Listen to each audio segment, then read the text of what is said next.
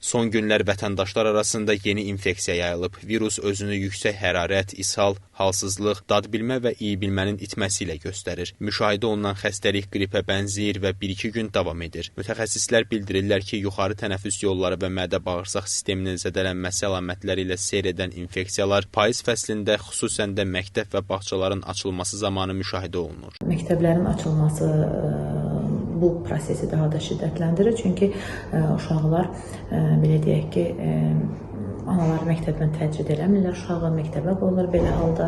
Əgər uşağınızda bu şikayətlər varsa, üz kürəyi, burun axma, halsızlıq, temperatur bu şikayətlər varsa, ilk olaraq onları məktəbə qoymamağınız gərəkir. Və ev şəraitində isə 38-ə qədər hərarətə heç bir müdaxilə etmirsiniz, sadəcə ilıq sudan istifadə edirsiniz.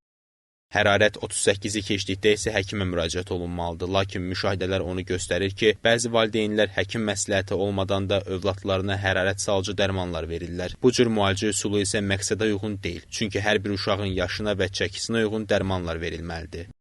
Valideynlər evdə uşağında hər hansısa bir kliniki bir şikayət gördüklərində, diareya, qızdırma və ya öksürək, öz başına həkim nəzarəti olmadan birbaşa gedib aptekdən dərman alırlar.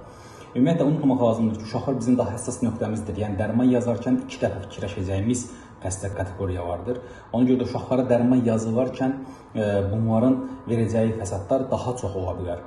Ona görə də valideynlər öz başına aptekdən hər hansısa bir simptomatik də olsa, şikayəti də olsa uşağın, öz başına dərman qəbul etməsinlər.